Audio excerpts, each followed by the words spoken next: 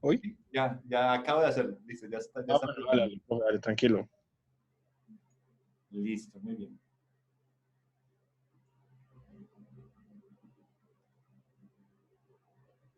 Listo, muy bien.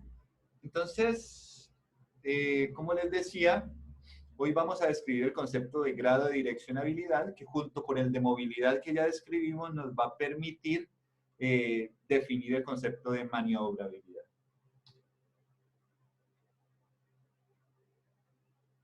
Haciendo un recorderis de lo de la clase pasada. El grado de movilidad, ese delta M, va a ser igual a ¿qué? Va a ser igual a 3 menos el rango de la matriz C1, donde C1 es, es la matriz de proyección compuesta por todas las restricciones de deslizamiento, por las restricciones de deslizamiento de todas nuestras llantas estándar, sean fijas o sean direccionables. ¿Listo? En la, físicamente, ¿qué representa ese delta M? Ese delta M representa el número de grados de libertad que yo puedo controlar en mi robot por medio de cambios en la velocidad únicamente. Calculamos el grado de movilidad de un robot diferencial y nos dimos cuenta que era 2. ¿Listo? ¿Qué significa eso? En el caso del robot diferencial, pues primero vamos a recurrir a la definición de grado de movilidad. El grado de movilidad es el número de grados de libertad que podemos controlar o que el robot puede controlar por medio de cambios de velocidad únicamente. Entonces piensen en el caso del robot, del robot diferencial. Un robot diferencial tiene solamente dos llantas estándar, ¿sí? Como estas que ustedes ven acá. Y ese robot puede moverse hacia adelante, puede moverse hacia atrás. Eso es un grado de libertad, ¿sí? Una dirección translacional. Y si cambiamos la velocidad de las llantas entre ellas, podemos cambiar la orientación del chasis también. Esos son los dos grados de libertad a los que tenemos acceso directamente gracias al cambio de velocidad de las llantas. No podemos moverlo lateralmente. ¿Sí? El robot diferencial no se puede mover lateralmente. No accedemos a ese grado de libertad lateral. Muy bien. Y lo mismo pasa con el robot tipo bicicleta. Nuestro robot tipo bicicleta tiene dos llantas estándar, dos llantas estándar, una fija y una direccionable.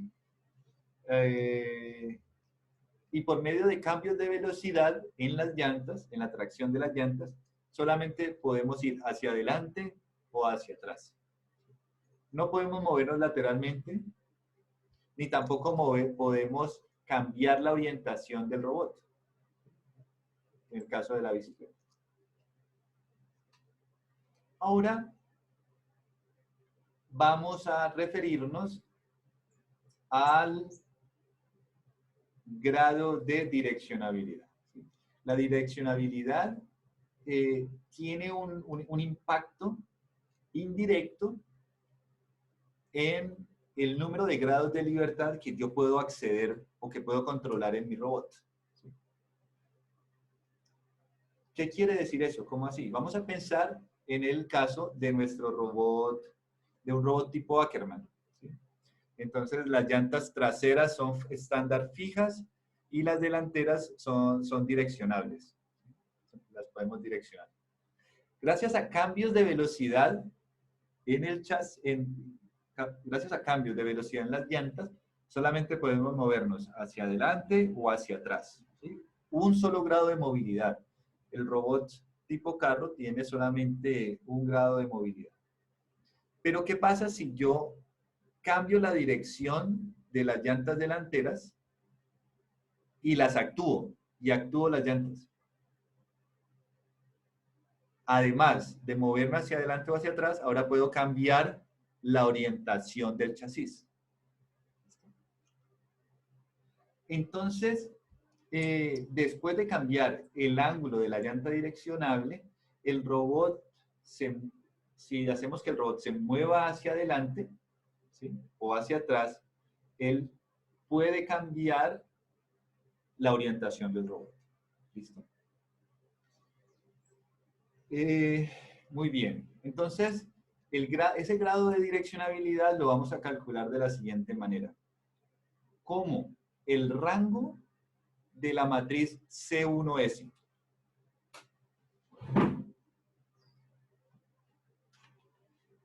Recuerden que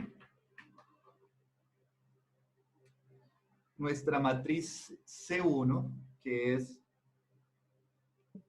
la matriz de proyección de las restricciones de deslizamiento de mis llantas, ¿sí? Está compuesta por dos matrices. ¿Sí? Está compuesta por dos matrices.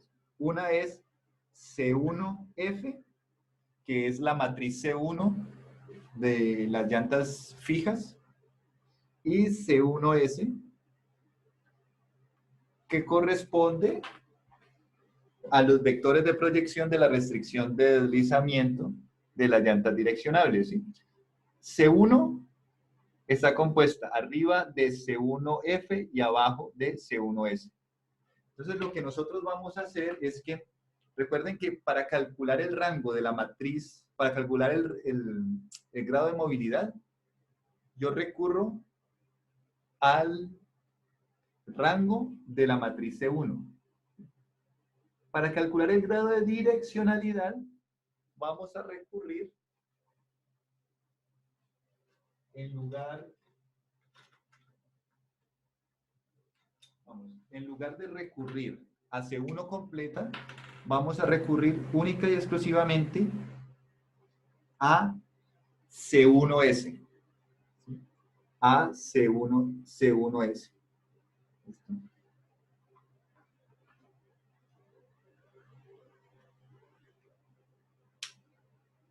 Entonces, recapitulando, para calcular el grado de direccionalidad de nuestro robot, vamos a extraer los vectores de proyección de la restricción de deslizamiento solamente de las llantas direccionables, ¿sí?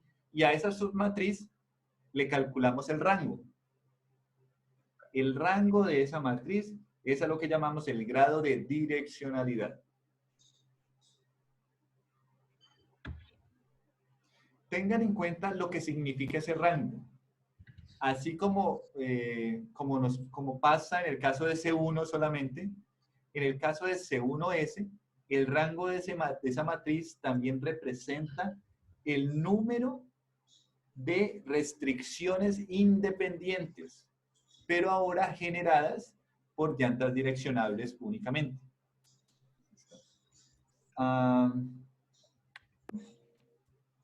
Pero aquí no restamos, profe, entonces Aquí no no restarían muy grados de... Ajá, no restarían grados de libertad. Sí, exacto. Entonces, esa es una buena pregunta.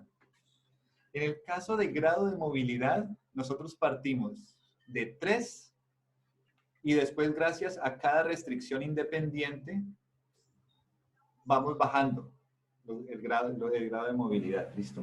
En este caso, el rango de esa matriz, en este caso, lo que lo que estamos representando es el extra movimiento que genera cada una de las restricciones generadas, que nos proporciona cada una de las restricciones generadas por las llantas direccionables.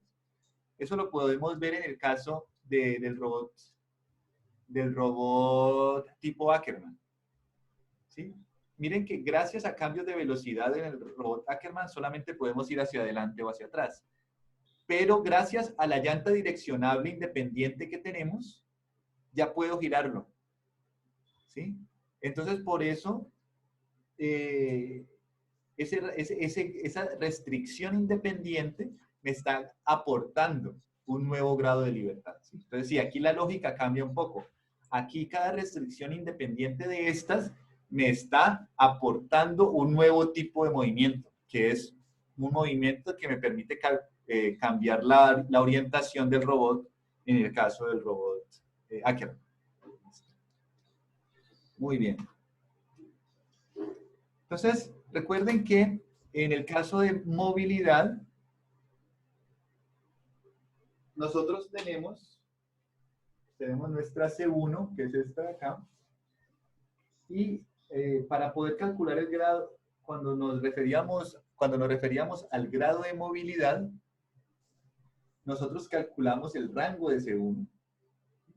Y entre más grande fuera el rango de C1, menor es la movilidad del robot, ¿cierto? Entonces, fíjense cómo un incremento en el rango de la matriz completa disminuye la movilidad del robot. En el caso, pero entonces ahora enfoquémonos solamente en la C1S. Cuando nosotros aumentamos una nueva restricción independiente, en el caso de C1S, aumentamos el grado de direccionalidad del robot, pero ¿qué pasa con el grado de movilidad? Disminuye, ¿no? Se reduce. Se reduce, muy bien. ¿Sí? Entonces, hay que tener en cuenta esa dualidad. Un aumento en el grado de direccionalidad, es decir, una restricción independiente debida a una llanta direccionable, aumenta la direccionalidad, pero disminuye la movilidad de mi robot.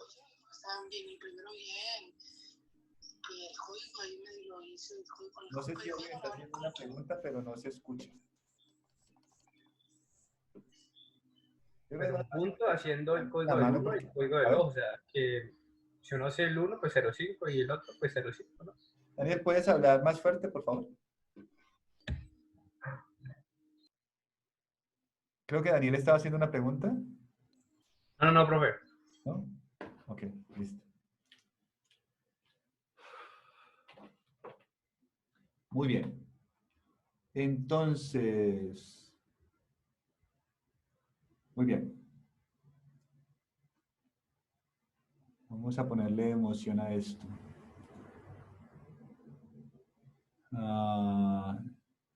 ¿Quién? A ver,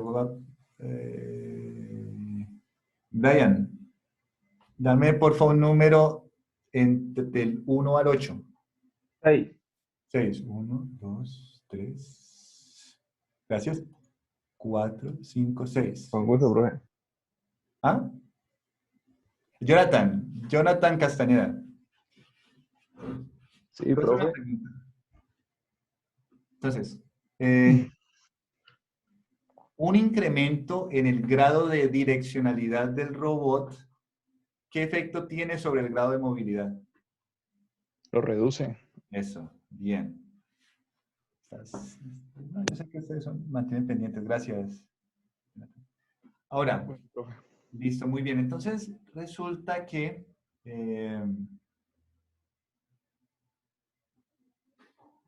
ese grado de movilidad va a adquirir valores entre 0 y 2.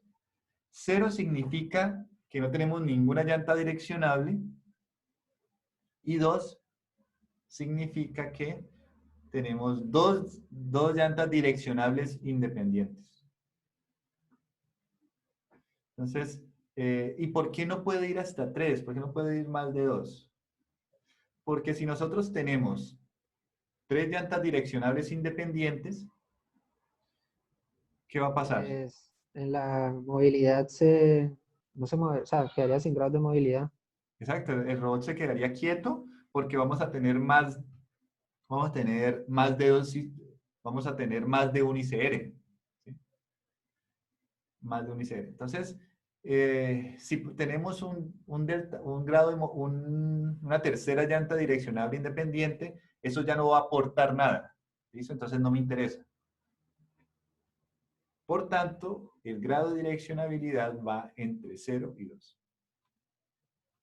Vamos entonces a analizar, a obtener tanto el grado de movilidad y el grado de direccionalidad nuevamente de nuestro robot tipo Ackermann. ¿Listo? Y tengan muy presente pues, el procedimiento que vamos a seguir, que es un procedimiento estándar a la hora de calcular el grado de direccionalidad de nuestro grado de movilidad y direccionalidad de nuestro robot. Digamos que a ustedes les pregunto, o el problema les requiere calcular el grado de movilidad de este robot móvil con llantas. Entonces, lo que vamos a hacer es primero, ¿qué es lo primero que hay que hacer? A ver, ¿quién me recuerda? Asumiendo que vamos a Definir las hacerlo... llantas. Dibujar las líneas. Bien, dibujamos las líneas de cero movimiento. Excelente. Bueno, asumiendo que vamos a hacer el proceso, el proceso geométrico, ¿sí? En el caso de un proceso matemático, yo calculo las restricciones de deslizamiento y después calculo el rango, ¿sí? Pero vamos a hacerlo geométricamente. Entonces, geométricamente dibujo la línea de cero movimiento de la llanta de acá, esta primera llanta. Esa línea de cero movimiento es así. Entonces, yo tengo que el grado de movilidad de mi robot es igual a 3 menos el rango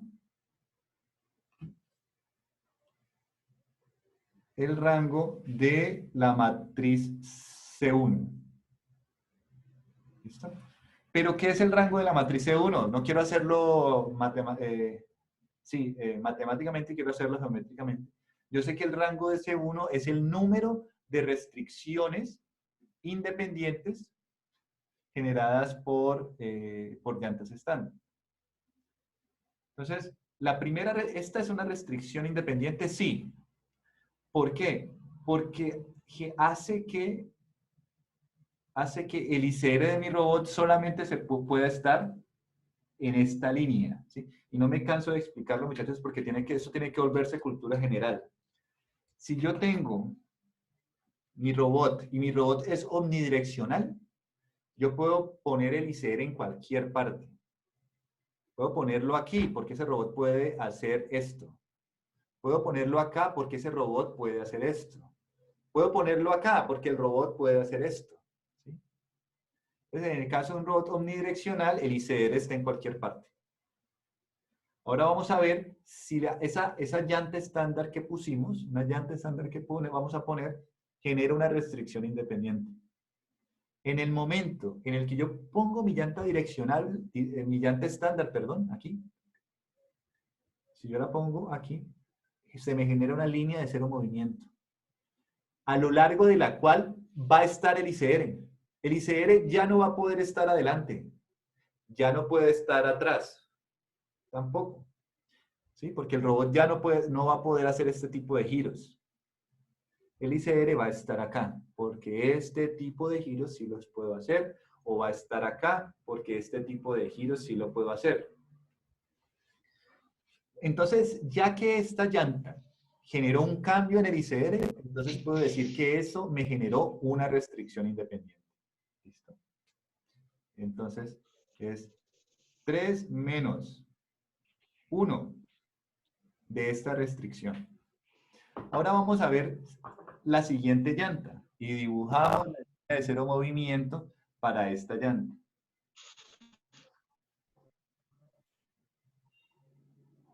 Línea de cero movimiento para esta llanta. Como las dos líneas son colineales, el ICR sigue estando sobre toda esta línea. Entonces, pregunta, ¿esta llanta genera una restricción independiente? No. No. No genera ningún cambio en el ICR. El ICR sigue estando ubicado sobre esta línea. Recuerden que el ICR se encuentra donde se interceptan las líneas de cero movimiento. Y estas dos líneas se interceptan en todas partes. Entonces el ICR sigue estando restringido a estar sobre esta línea. Entonces esta otra llanta no me genera una restricción independiente. Ahora vamos a la siguiente llanta. Y para la siguiente llanta, dibujamos la línea de cero movimiento. Digamos que es ahí. esta nueva llanta se intercepta aquí con las otras líneas de cero movimiento. Por tanto, nuestro ICR ya no va a estar ubicado sobre toda esta línea, sino que va a estar ubicado en este punto, donde se interceptan las líneas de cero movimiento de mi robot. Entonces, esta llanta genera una restricción independiente. Sí. Sí. Exacto, sí. Más 1. Sí. Más 1. Listo. Bueno, ahora, vamos para la siguiente llanta. Resulta que nosotros ya sabemos de antemano que si nuestro robot tiene un ICR, tiene más de un ICR, él no se va a mover. Entonces, la línea de cero movimiento de esta llanta debe pasar por este punto. Entonces, esta línea de cero, esta nueva llanta no generó ningún cambio en el ICR, por tanto, no representa una restricción independiente. Más 0. Por tanto, 1 más 1 es 2, 3 menos 2 es 1. El grado de movilidad del robot Ackermann es igual a 1. Eso lo tenemos claro. Ahora, ¿a qué es igual el grado de direccionalidad del robot? Delta S. Nosotros sabemos que es igual al rango de la matriz C1, pero la submatriz C1S, ¿sí? Que es la porción de C1 que se debe única y exclusivamente a llantas direccionables. ¿Listo? Ese rango representa lo mismo que el otro rango. El número de restricciones independientes generadas por llantas direccionables. Entonces, de estas dos llantas direccionables, ¿cuántas restricciones independientes sobre el ICR tenemos? Claro. Una. 1, muy bien. Entonces, el rango de ese 1 Una sola. es 1, muy bien. Listo.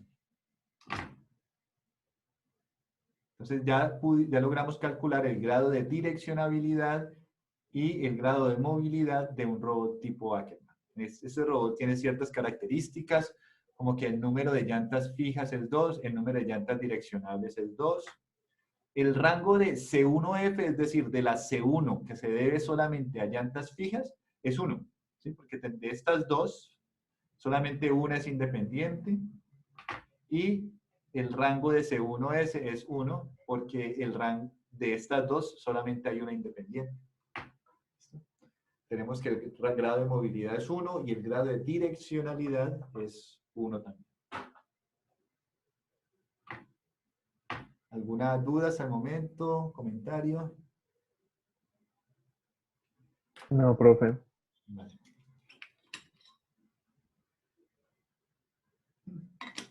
Se me acabó. Muy bien. Entonces ya estamos listos para definir el concepto de maniobrabilidad. El grado de maniobrabilidad de un robot es igual al grado de movilidad más el grado de direccionalidad. Combinando la definición de los dos, combinando la definición de los dos, el grado de movilidad y el grado de direccionalidad, podemos definir el grado de maniobrabilidad. ¿Listo? Entonces, ¿cómo vamos a definir maniobrabilidad? Maniobrabilidad el grado de maniobrabilidad es igual al número de grados de libertad que el robot puede controlar de manera directa por medio de cambios de velocidad. Pero de manera indirecta, gracias a el cambio de dirección en las llantas direccionables y aplicar tracción en las llantas. ¿Listo? Vamos de nuevo al robot tipo Ackermann. El grado de maniobrabilidad es 2. ¿Sí? Y dijimos que ese 2 es igual a los grados de libertad que podemos manipular por medio de cambios de velocidad. Por medio de cambios de velocidad podemos controlar la dirección X del robot. Ese es uno. Y el otro es indirectamente cambiando la orientación de las llantas delanteras y después desplazándonos, podemos cambiar o podemos controlar la orientación. ¿Listo? Vamos ahora a calcular el grado de maniobrabilidad, movilidad y direccionalidad de todos estos robots. ¿Listo? Entonces, si quieren, váyanlo haciendo ustedes en el papel mientras yo traigo agüita.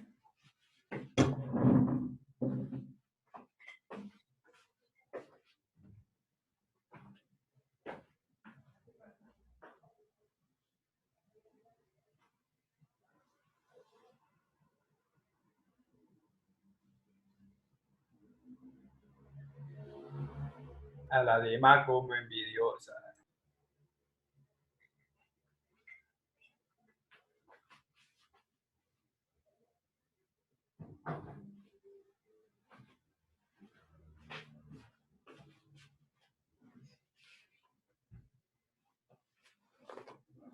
Muy bien, entonces vamos a comenzar con un robot omnidireccional. A ver, vamos a ver. Yo quiero que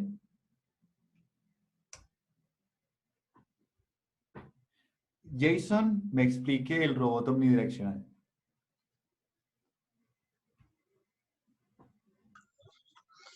Pues, profe, no sabría de pronto si las llantas de la omnidireccional son todas Swedish, como el tipo el del parcial. Son Sí, como son Swedish. esféricas o Swedish, ajá. Digamos, en este caso son esféricas. Mm, Pero pues igual no entiendo la forma de determinar la maniobrabilidad. Bueno, comencemos por la movilidad. ¿A qué es igual el grado de movilidad? Pues son las tres son de dirección. No, a ver. Las tres llantas son esféricas. Profe, pues como no hay llantas estándar, el grado de movilidad son 3, es 3. Sí, eso.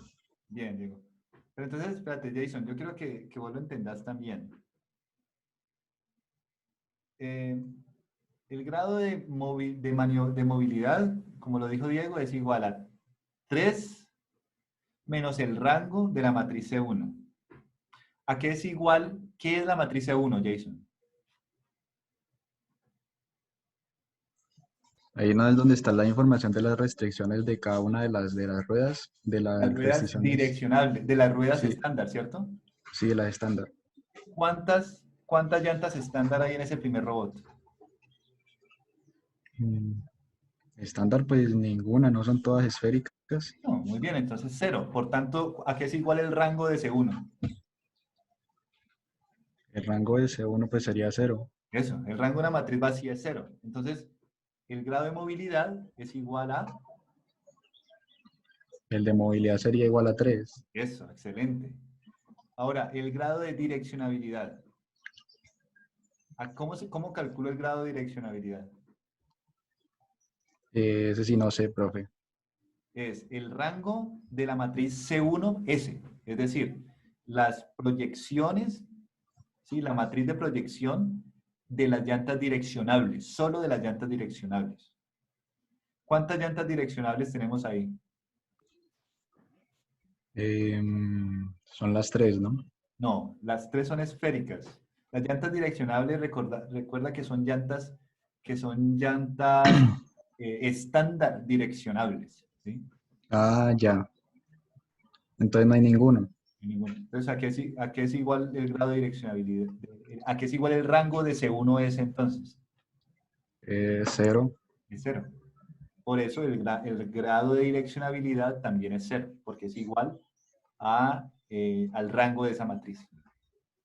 Listo, Jason, gracias. Listo. Entonces,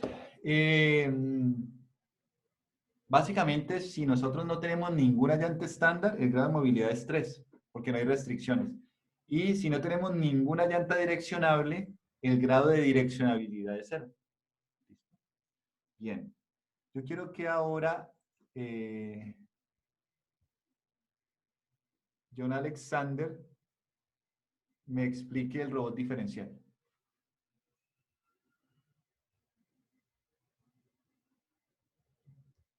John Alexander. ¿Quién es? ¿Es Quejada? Sí, o no. John Alexander. Vamos a la falta una vez. Sí, es Quejada. John Alexander Quejada. Explícame el robot diferencial.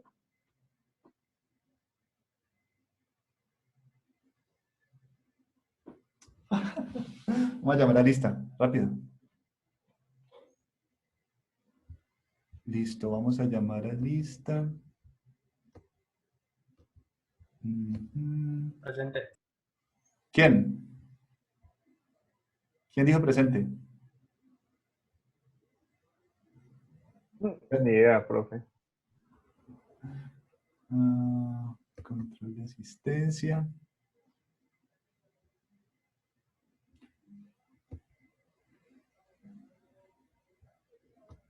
Robótica, grupo 2.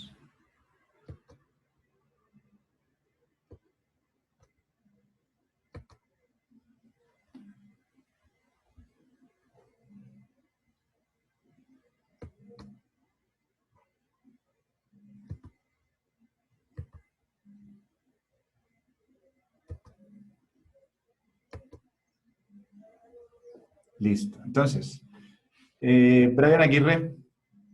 Firme, profe. Bien. Richard Alomía.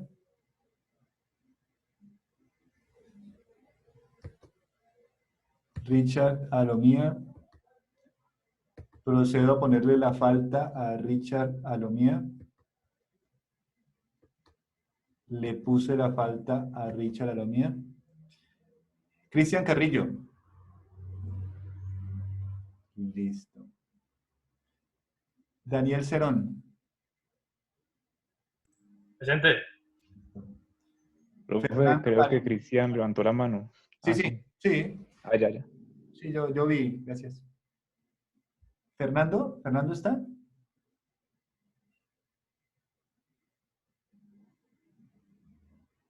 Ve, no te escucho.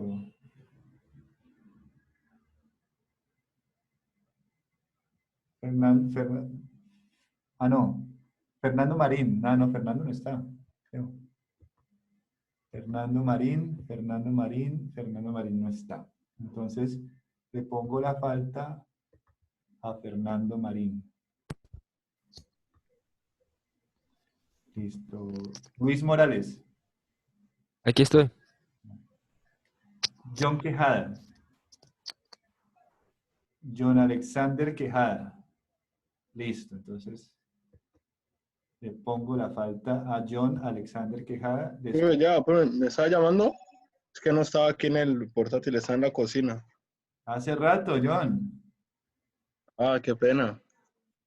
Listo, entonces prepárate que te voy a hacer una pregunta sobre Listo. lo que estamos viendo. No he escuchado. O la pregunta de una vez mientras sigo llamando a lista para que lo vayas pensando. Explícame el grado de movilidad y el grado de direccionabilidad del robot diferencial. Pero espérate un momentico, yo acabo de llamar a la lista. Oscar Quintero. Hola, profe, presente. No, Oscar. Valeria, ¿Valeria está? Ya tengo el maletín. Valeria,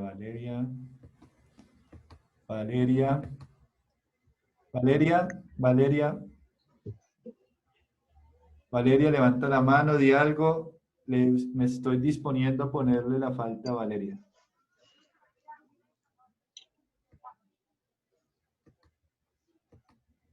Le puse la falta a Valeria. Diego Fernando Valencia. Profe, aquí. Listo. Juan Camilo Valencia. Sí, soy profe. Listo.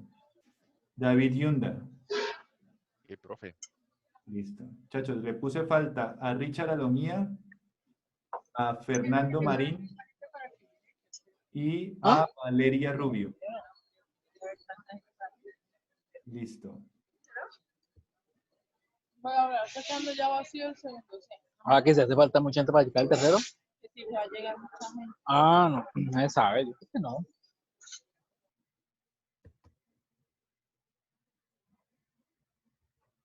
Listo, muy bien. Listo.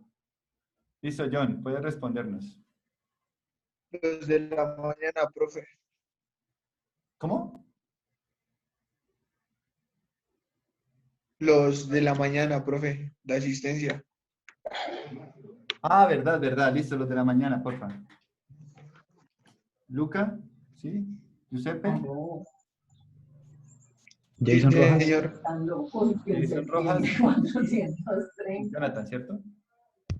Sí, señor. Perfecto, vale.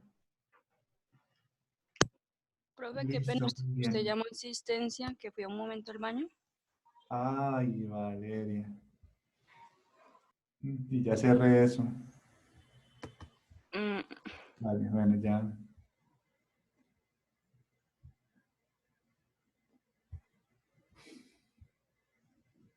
No, explícanos, John. Por favor. Aló, ¿el grado de movilidad del diferencial? Sí. Yo tengo entendido que él hace los movimientos rotando 90 grados, ¿no? Con respecto al eje. ¿A cuál eje? ¿Y por qué 90 grados? O sea, pues eso tenía entendido el del diferencial, que él iba rotando 90 grados entre sí. ¿90 grados? ¿Cómo? Pero él puede rotar lo que quiera. ¿Cómo solamente 90 grados? No, vamos a hacer el ejercicio que habíamos hecho. A ver, el grado de movilidad es igual a 3 menos el rango de la matriz C1. ¿Listo? El rango de C1, ¿qué significa? ¿Qué representa el rango de C1?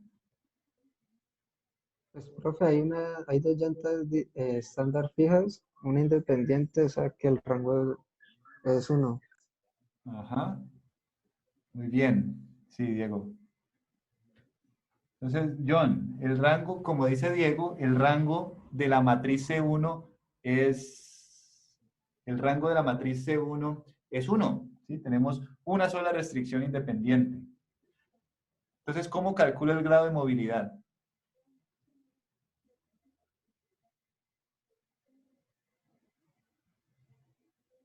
No, pero aparte si no puse, no alcancé a ver. Pero te estoy diciendo, el grado de movilidad es igual a 3 menos el rango de la matriz C1. Y ya Diego, Pues 2. el rango de la matriz C1 es 1, exacto. Entonces es 3 menos 1, 2. Ahora, devolverte un poco, unas diapositivas, creo que 2, y mira a qué es igual el grado de movilidad. ¿A qué es igual el grado de movilidad? Perdón, el grado de direccionabilidad.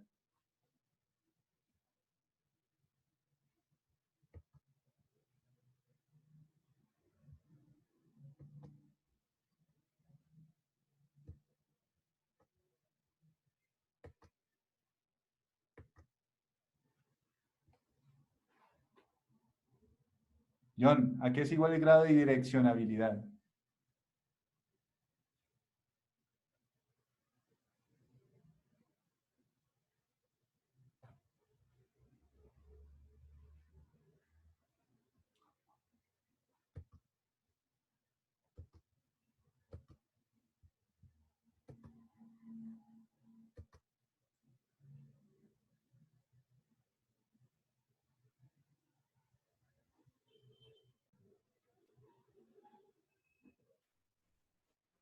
Cristian. Cristian Carrillo. Profe, está en el chat. Ah, no tiene audio. Ah, ok, listo. El chat. Vale, vale. Listo, bueno, entonces seguimos. Tenemos que, bueno, el OmniSteer es una llanta direccionable únicamente, por tanto tenemos una sola restricción independiente, una sola. Entonces, tenemos esa restricción independiente solita. Entonces, el rango de la matriz C1 es 1 y el grado de movilidad es 3 menos 1, 2. Y tenemos también una sola restricción causada por una llanta direccionable, porque tenemos una sola llanta direccionable, por tanto el grado de direccionabilidad es 1. Tenemos el triciclo, que es muy Profe, similar al Ackermann, ¿sí? qué pena interrumpirte. Es que, a ver, en el tercero, en el que acabamos de analizar, en el omnidireccional, el que tiene las dos crazy balls y una direccionable Ajá. normal. ¿Sí? Las restricciones, en los grados de movilidad, eso, o sea, es la misma restricción que la de la direccionabilidad, ¿sí o no? Es exactamente la misma restricción. Es, pues sí, es una restricción una sola restricción de deslizamiento, ajá. Ok. Espérate, yo creo que ya sé dónde está la duda. Recuerden que las llantas esféricas no generan restricción. Esto no, Sí, las no, llantas eso esféricas no no las genera consideramos. ¿Cómo, sino Brian? que en la matriz C1, esa restricción que estamos analizando para delta sub M, es Eso. exactamente la misma que afecta a delta sub S, sino Epa, muy porque es la bien. última fila, ¿no? Excelente, Brian, la tienes clara. Muy bien, sí, tal cual. Thank you. Listo. Entonces, ahora el twistir. En el caso del twistir, ese ya lo analizamos, el triciclo es igual, el análisis es muy similar al Ackermann. Ahora el twistir. En el twistir tenemos dos llantas direccionables independientes. Por tanto, tenemos dos restricciones independientes, lo cual hace que el grado de movilidad sea 3 menos 2, 1. Ahora, el grado de direccionabilidad es 2 porque tenemos dos restricciones independientes causadas por llantas direccionables. El grado de movilidad de cada uno de los robots lo obtenemos sumando el grado de movilidad y el grado de direccionabilidad. Profe, una pregunta. ¿Sí? Pues en ese two-steer, las llantas, pues listo, pueden rotar independientemente, pero pues ¿qué aplicación tendría? Porque ahorita habías dicho que si no están alineadas el rod no se puede mover como tal. ¿O cómo se mueve? Si no están alineadas, ¿no se puede mover? Yo no he dicho eso. Digamos, o sea, los ejes que van perpendiculares a la dirección de movimiento de las llantas. Sí, ya te entiendo. Yo creo que tú Sí, estás hablando del robot Ackermann. Es que este es sí. diferente. Ah, ya. Mira, pero buena la pregunta.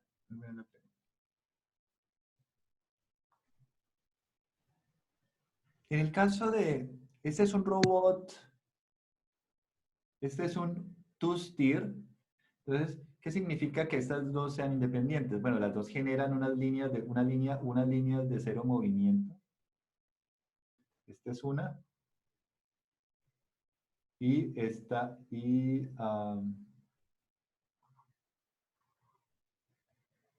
esta es la otra, perdón. Bueno, voy a hacer lo siguiente. Voy a borrar acá. Y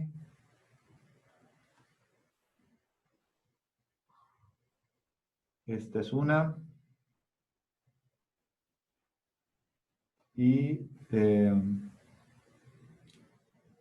esta es la otra. Entonces, fíjense cómo estas dos líneas de cero movimiento se interceptan aquí. Se interceptan aquí. Ah, sí, pero no va a importar, claro, por lo que no hay una estándar fija que esté limitando el movimiento sobre un eje fijo. Perfecto, muy bien, ¿sí? Entonces habría problemas si pusiéramos otra estándar. Entonces ahí sí ya hay problemas. Y entonces esta debería depender de esta. Pero como no tenemos más estándar, entonces pueden ser independientes. Siempre va a haber un solo ICR. Ah, bueno, profe, sí, esa era como la duda que... Vale, bien. Listo, entonces, muy bien.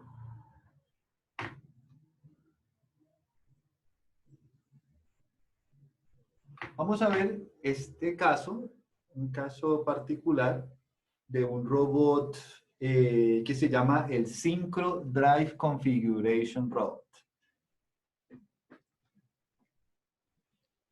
Y si ustedes les voy a poner el video, pero yo creo que sale mejor si ustedes mismos entran a la presentación y, y le dan play al video. Yo quiero que me respondan la siguiente pregunta. ¿Sí? Y todos lo escriben en el chat. Van a ver el funcionamiento del robot y me van a decir a qué es igual el grado de maniobrabilidad. No lo digan por audio, quiero que lo escriban en el chat.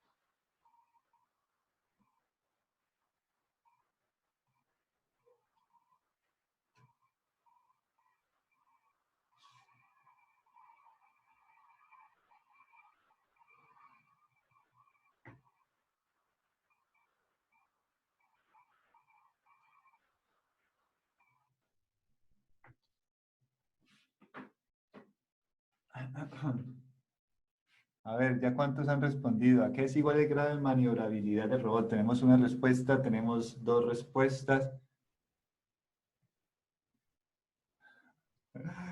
Yo les hago una pregunta. ¿Ustedes tienen grupo de WhatsApp? ¿Donde no estoy yo? No, mentiras. Está muy bien. El grado de maniobrabilidad de este robot es 2. Y quiero que alguien me lo explique. ¿Quién me lo quiere explicar? ¿Quién lo quiere explicar a todo el grupo?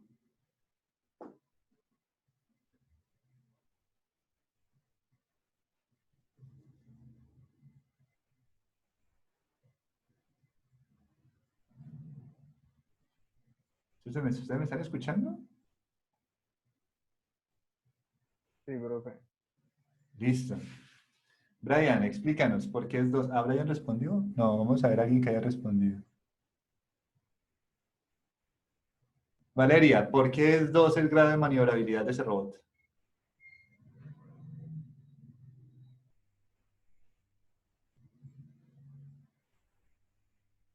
Valeria. Valeria. Hola, hello. Hola, Valeria. ¿Por qué es 2? No sé, yo lo interpreto como que pues la que es direccionable es como una de las llantas de atrás, ¿cierto? Y uno puede, esa permite como girar y mover como lateralmente. Entonces, y la otra es cuando él rotaba, pero con la de adelante, no sé, yo lo interpreto así.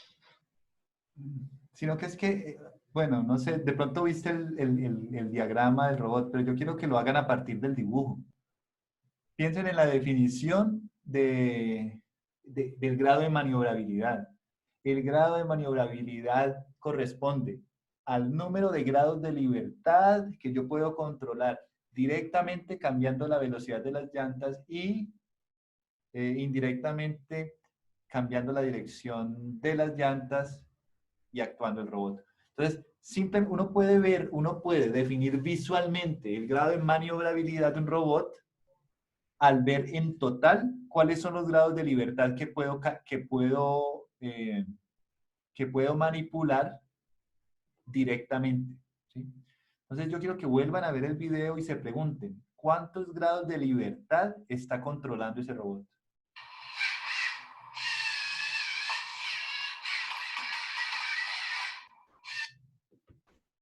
Ustedes se van a dar cuenta que ese robot está controlando solamente 2 grados de libertad, X y Y. Él no cambia de orientación. ¿Sí? Ese robot no cambia de orientación, solamente se mueve en X y se mueve en Y. Por lo que no No. puede girar sobre su propio eje, sobre sí mismo. Exactamente. No puede rotar sobre su propio eje. Entonces, por eso tiene 2 grados de maniobrabilidad. Entonces, ahora sí, vamos a adentrarnos un poco en la estructura interna del robot.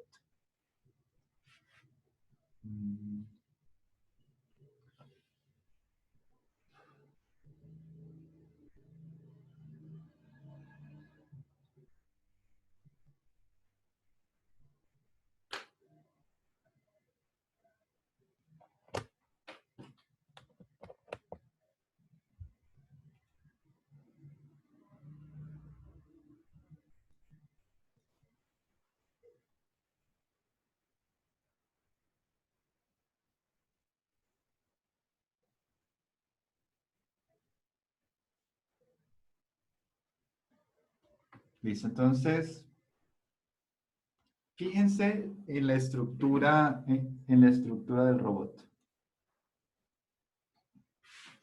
Este robot está compuesto de la siguiente manera. Tenemos un solo motor que se llama steering motor, y ese steering motor tiene una polea, y esa polea actúa este cilindro externo, y cuando se mueve el cilindro externo, se mueve esta llanta también alrededor del cilindro. Con esa misma polea, ese mismo motor, mueve esta de acá y mueve esta polea de acá. Por tanto, las 3 llantas cambian su orientación simultáneamente. ¿Listo? Perdón. No, este es... sí. Cambian su dirección simultáneamente las 3 llantas. Listo. Ahora tenemos el drive motor. El drive motor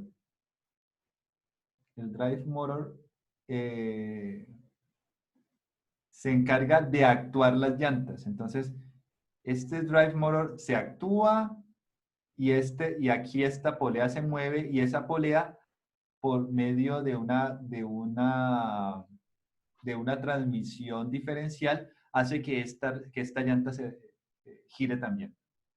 ¿Listo? Entonces, con un solo motor le aplicamos tracción, con un solo motor, con el drive motor, aplicamos tracción a las 3 llantas al mismo tiempo, y con el steering motor cambiamos la dirección de las llantas al mismo tiempo. ¿Listo? Entonces, por tanto, tenemos que nuestras 3 llantas son direccionables, no tenemos ninguna llanta estándar fija, todas estas pueden cambiar de dirección,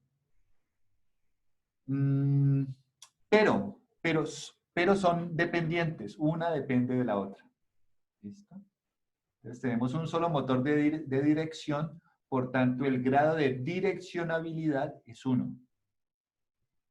Ahora vamos a pensar en el grado de movilidad. El grado de movilidad es un poco más complicado. Nosotros recordamos a qué es igual el grado de movilidad. El grado de movilidad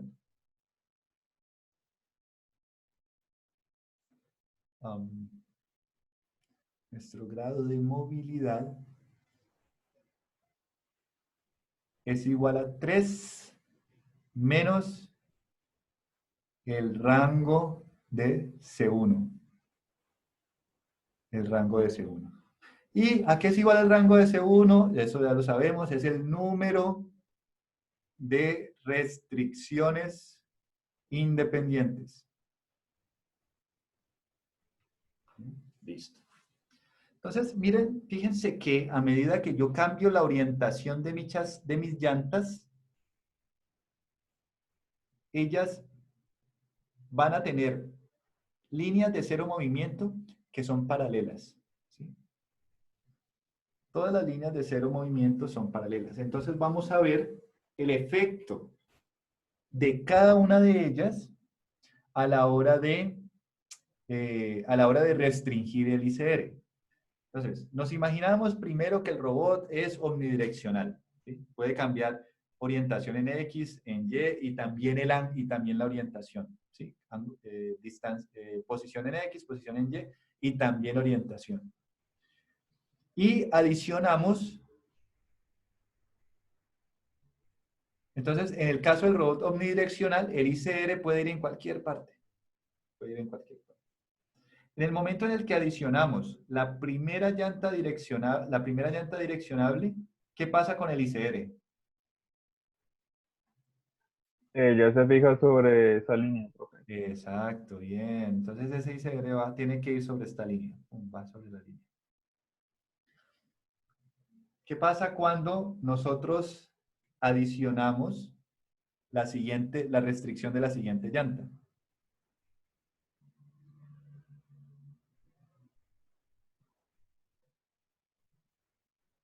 ¿Qué pasa con el ICR? ¿Cambió o no cambió? No. No cambió. ¿Listo? Entonces todavía tenemos una restricción independiente. Ahora vamos a dibujar la línea de cero de movimiento de esta tercera llanta. ¿Qué pasa con el ICR? Se perdió. Quedó al infinito. Quedó en el infinito. Muy bien. Quedó en el infinito.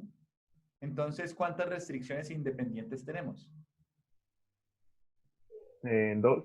2, muy bien. La primera restricción independiente fue esta, que hizo que el ICR cayera sobre esta línea. Después ponemos esta otra y no hace nada. Hace que porque esta línea verde es colineal con la azul, entonces no hubo cambio en el ICR, entonces seguimos con una restricción independiente. Pero cuando ponemos esta tercera llanta direccionable, el ICR se nos va a infinito.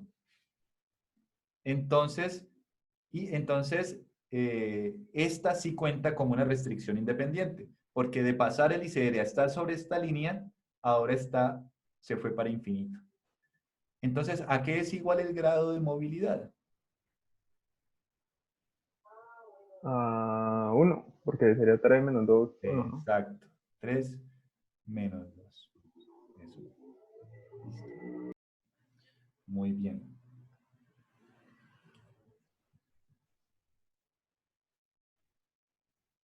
De hecho, yo les recomiendo mucho, de verdad, aprovechen al máximo el tiempo de clase. No muchas veces dicen, no, pues yo no pongo, esto puedo pasar sin entenderlo porque después veo el video del profe, pues créanme que primero eso no es eficiente, porque van a perder tiempo viendo videos. Y segundo, muy probablemente ni lo vean. Entonces, aprovechen al 100% el tiempo de clase, estén pendientes, hagan preguntas, que las cosas queden claras. ¿Listo? Entonces, el grado de movilidad de nuestro robot es 1, ya sabemos por qué, y ya habíamos dicho que el grado de direccionabilidad de nuestro robot también es 1, porque solamente tenemos un motor para cambiar la dirección de las 3 llantas. Entonces, las 3 llantas son dependientes, ¿sí? Tenemos una sola tenemos una sola llanta cuya dirección rige la de las otras, ¿sí? Entonces, por eso, como tenemos un solo motor cambiando la dirección, entonces tenemos un solo grado de direccionabilidad.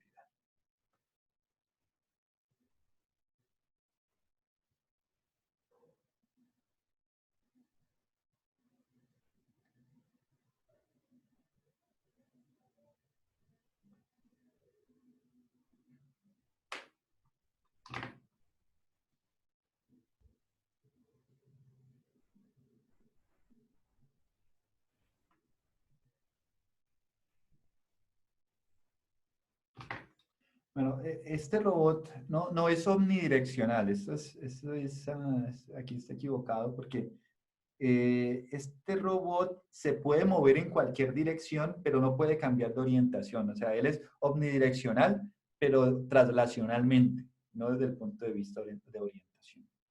Tiene ciertas ventajas y es que a pesar de que él es omnidireccional, entre comillas,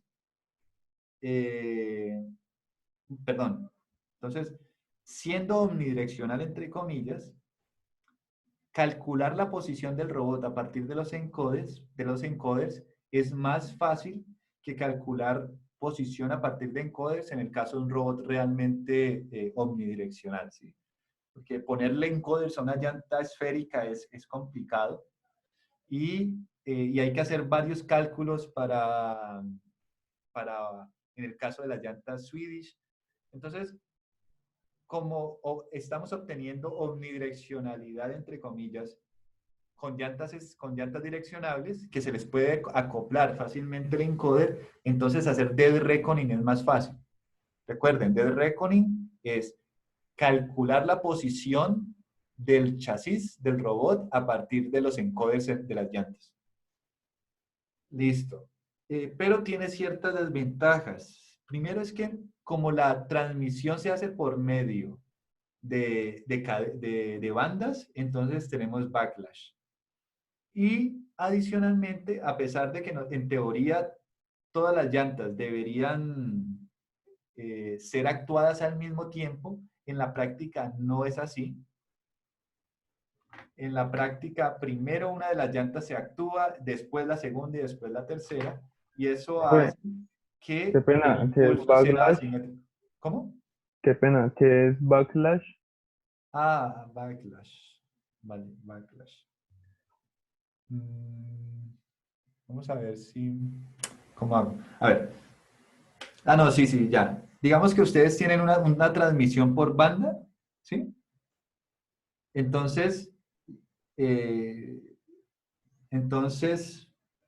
cuando uno tiene una transmisión por banda, se generan unos espacios entre la banda y el piñón, ¿sí? De tal manera que si yo muevo la banda 1 milímetro, ¿sí? Perdón, de tal manera que si yo muevo mi motor 1 milímetro, puede que la banda no se me mueva ese milímetro que moví el motor. Y si el fuego es muy grande, entonces yo muevo el motor, yo actúo el motor y la banda no se me mueve. ¿Listo? Es como un offset. Sí, Es como siendo una pérdida de... Sí, porque imagínate que yo pongo el encoder para medir ese desplazamiento, el desplazamiento generado por el motor. Si yo pongo el encoder en el motor, ¿listo? Y el motor se me mueve, el encoder muestra un valor de movimiento, pero como existe ese fuego entre la banda y el piñón que está metido al motor, que está ajustado al motor, ese movimiento del motor no se visualiza en movimiento de la banda. ¿Sí? Sí, profe, ya entendí, muchas gracias. Eso es backlash. Y aquí, y lo último que les decía sobre wheel thrust can be highly asymmetric, eso significa que la tracción primero arranca en una llanta y después va a la segunda y después va a la tercera porque se hace por medio también de bandas. Entonces, el impulso que se le da al robot es asimétrico. Primero se actúa una esquina del robot, después la otra y después la otra. Entonces eso hace que se generen ciertos cambios en la orientación del chasis cuando ellos en realidad no debería haber cambios en la orientación. Entonces si ustedes se fijan en el ejemplo, en el caso del video, eso pasa. Miren que el robot no se mueve, o sea, él cambia un poquito de la orientación. ¿Sí? Y eso se debe a que los motores arrancan de manera asíncrona, no al mismo tiempo. Entonces, él sí cambia un poquito de orientación, pero eso es algo que los encoders no perciben. ¿Listo? No es posible medirlo internamente, entonces no es algo deseable. Muy bien. Profe, una pregunta, ¿y qué ventaja tiene este tipo de configuración? Porque pues hacer el cambio de las ruedas con un solo motor o sea, no es óptimo el tiempo. O sea, se pierde el tiempo cambiando la orientación de aquí para acá con un solo motor. Claro que sí, mira que sí. Sí, en ciertos aspectos este robot no es una muy buena idea, pero en otros sí. ¿Por qué? porque primero, nosotros podemos medir directamente la velocidad de las llantas por medio de encoders, y eso es más fácil que, por ejemplo, en una llanta Swedish. En una llanta Swedish hay que medir varias cosas, o en una llanta esférica, ponerle un encoder a una llanta esférica, eso es un problema, porque hay que saber en qué dirección se está moviendo la llanta, mientras que estas llantas se mueven siempre en la misma dirección. ¿Listo? Entonces, desde el punto de vista de instrumentación, este robot es fácil de instrumentar y es omnidireccional. ¿Listo? Entonces, esa es la ventaja. La ventaja es que este robot es omnidireccional. Él puede moverse lateralmente o transversalmente. Puede moverse en cualquier dirección. Eso es lo que lo hace ventajoso. Sí, es básicamente eso. Este es un robot omnidireccional barato. Es barato de implementar. Si nosotros queremos implementar un robot omnidireccional con llantas Swedish o con llantas esféricas, el costo va a ser mayor, tanto computacional como en términos de hardware. ¿Vale, Daniel? Listo, profe, gracias. Listo. Buena pregunta.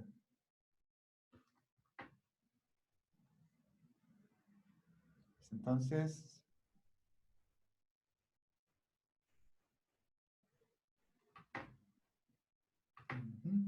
muy bien.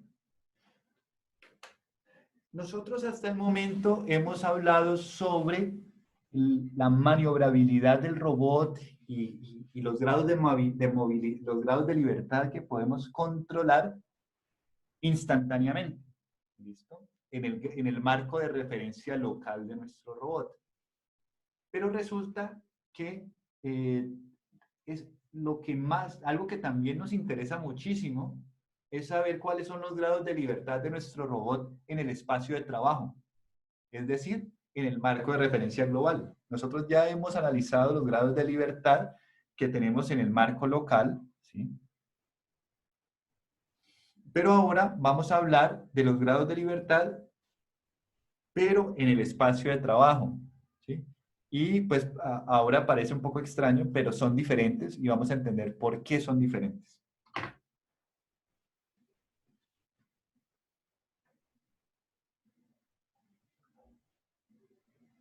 Nosotros, ¿y por qué es importante? Pues nosotros hasta el momento, el grado de movilidad, el grado de direccionabilidad y el grado de maniobrabilidad me describen las capacidades de mi robot, las capacidades intrínsecas de mi robot, pero resulta que ese robot se mueve en un ambiente, el robot está situado en un ambiente. Entonces yo necesito también entender cuáles son los grados de libertad que tiene mi robot en ese ambiente de trabajo. Entonces ahora nos vamos a preocupar por cuáles son las formas que tiene el robot para moverse en el ambiente y cuáles son los grados de libertad en el ambiente que el robot tiene. ¿Sí? Vamos a pensar en el caso particular de un robot tipo carro, un robot tipo Ackerman. Nosotros sabemos que el número de grados de libertad que podemos controlar, o también control degrees of freedom, es 2. ¿Sí? Sabemos que el grado de maniobrabilidad de nuestro robot es 2. Nosotros podemos actuar instantáneamente 2 grados de libertad de mi robot tipo carro. Uno que es para cambiar la orientación y el otro que es para mover el robot hacia adelante o hacia atrás. Pero yo les hago la siguiente pregunta. ¿Cuál es el número total de grados de libertad del robot en el ambiente de trabajo? Y la respuesta es 3. ¿Por qué? A pesar de que instantáneamente mi robot se puede mover solamente hacia adelante o cambiar su orientación, en el espacio de trabajo él puede alcanzar cualquier orientación. Él puede además en el espacio de trabajo, él puede además alcanzar ubicaciones laterales. y voy a poner la cámara para explicar en más detalle esto.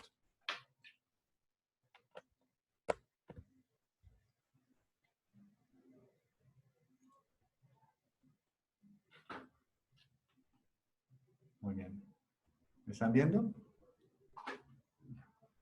Este es nuestro carro tipo Ackerman, nuestro robot tipo Ackerman. En el marco de referencia local, yo puedo controlar el movimiento de mi robot hacia adelante o puedo cambiar su orientación indirectamente. Y instantáneamente no puedo moverme lateralmente, ¿cierto? Pero, entonces, yo no puedo moverme a la derecha 1 metro instantáneamente. Pero yo puedo hacer esto. Digamos que la tarea sea moverme lateralmente 1 metro. Entonces puedo hacer esto. ¿Cierto? Sí, claro, profe. O puedo hacer esto. ¿Listo? ¿Alguien iba a preguntar algo? No, profe. Vale.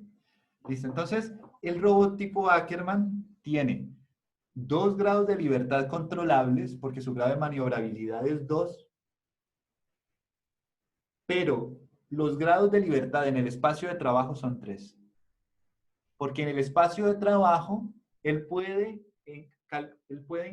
posicionarse en cualquier punto, ¿cierto? Con cualquier orientación. Él puede hacerlo.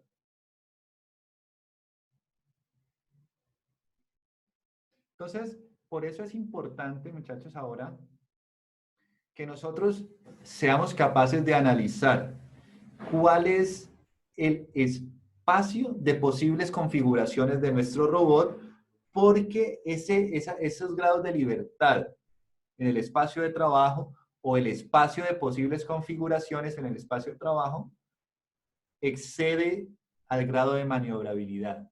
¿Listo? Entonces, ahora para seguir este análisis vamos a definir algunos conceptos. El primero de ellos es el espacio de admissible velocity space o el espacio de velocidad admisible.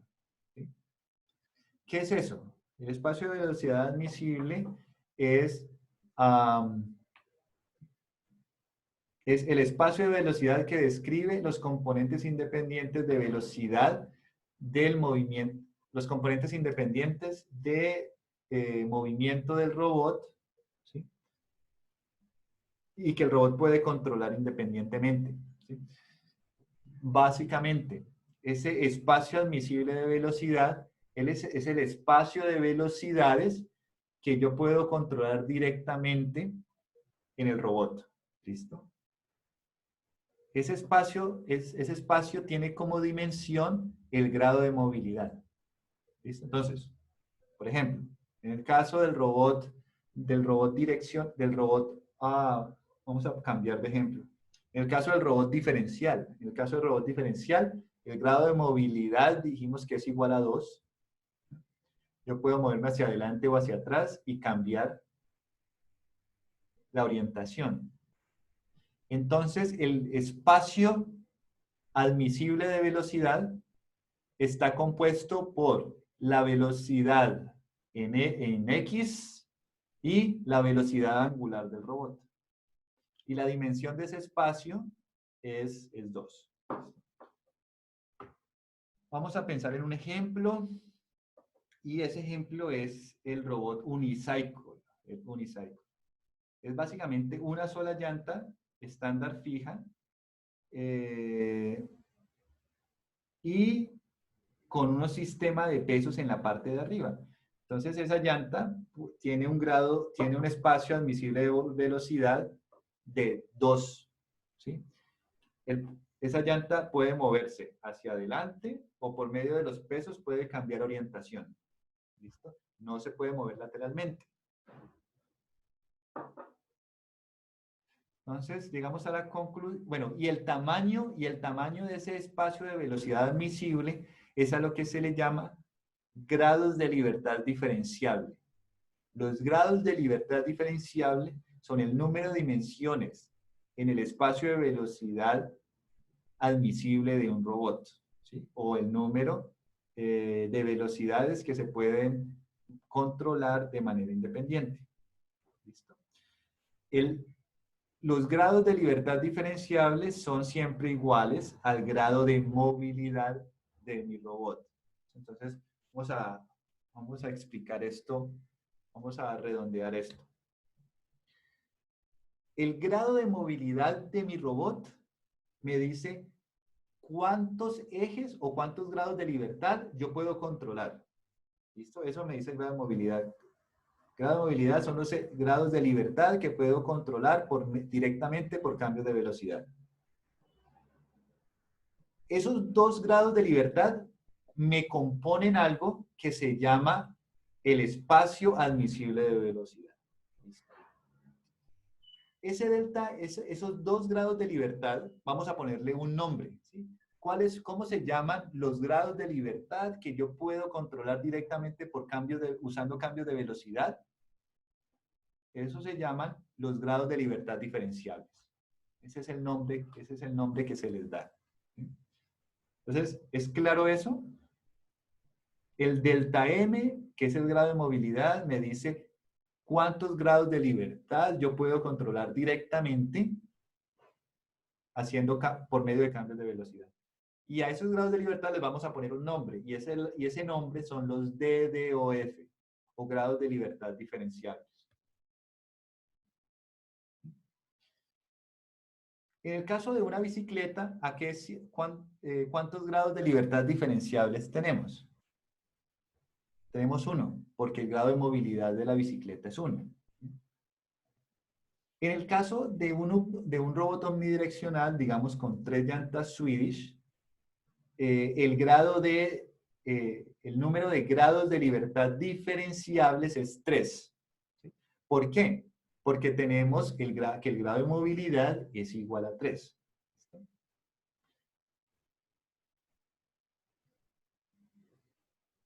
Entonces podemos ver, entonces eso desde la perspectiva local. ¿Sí? El robot omnidireccional es capaz de alcanzar, de controlar 3 grados de libertad de manera instantánea. ¿Sí? Puede moverse así, puede cambiar su orientación.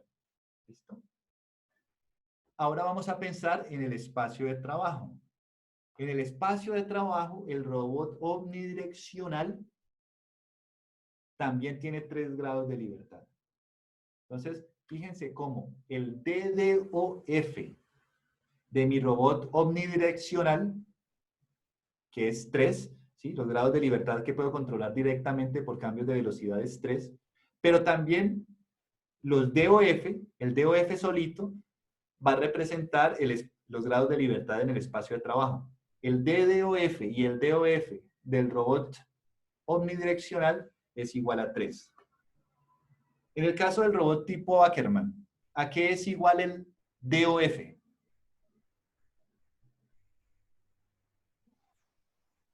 A ver, les recuerdo. El DOF son los grados de libertad en el espacio de trabajo. Y los DDoF son los grados de libertad diferenciables. En el caso del robot Ackermann, los DDoF, el DDoF es igual a 1. Pero el DOF es igual a 3. Listo. Entonces, en la próxima clase, nosotros vamos a hablar sobre las consecuencias de tener, las consecuencias de las diferencias entre el DOF y el DDoF, especialmente en el comportamiento energético del robot. ¿Sí, Brian? Sí, profe, qué pena. Es que me confundí o sea, el DDoF, yo le entiendo que es igual a los grados de movilidad del robot, ¿sí o no? Sí. Y el DOF, o sea, con una sola D. Son los grados de libertad del robot en el espacio de trabajo. ¿Sí? Chasis, este es el robot tipo Ackermann. Ajá. El grado de movilidad es 1. Me puedo mover hacia adelante o hacia atrás solamente Sí. por medio de cambios de velocidad. Pero ya en total yo puedo cambiar la orientación del robot en el espacio de trabajo. Entonces, Sí, en con el las espacio de llantas trabajo, el robot sí tiene 3 grados de libertad. Ajá. O sea, ¿cuál es la diferencia entre el DDoF y el DOF? La diferencia entre el DDoF y el DOF es la siguiente. El DDoF son los grados de libertad que puedo controlar directamente por medio de cambios de velocidad, el grado de movilidad. Y el Ajá. DOF son los grados de libertad en el espacio de trabajo. Ah, ya. ¿Listo? Pero Profe, entonces, En la el próxima DOF clase vamos a indagar más casi sobre este siempre es tema, mayor, muchachos. ¿no? ¿Cómo? El DOF casi siempre es mayor, porque Sí. así uno no tenga 3 grados de libertad, o sea, digamos, no puede ir sobre su propio F, en el espacio de trabajo siempre va a haber alguna forma en que pueda llegar allá, después de que Sí. tenga 2 grados de libertad. Muy bien. Ah, muy Excelente, bien. Brian. Muy bien. Listo, muchachos. Entonces yo les comparto el video de la clase. Se cuidan mucho y nos vemos ya el miércoles. Vale, profe, muchas gracias. Bueno, se cuidan, que estén muy bien. Chao. Profe, nos vemos, gracias. hasta luego. Chao.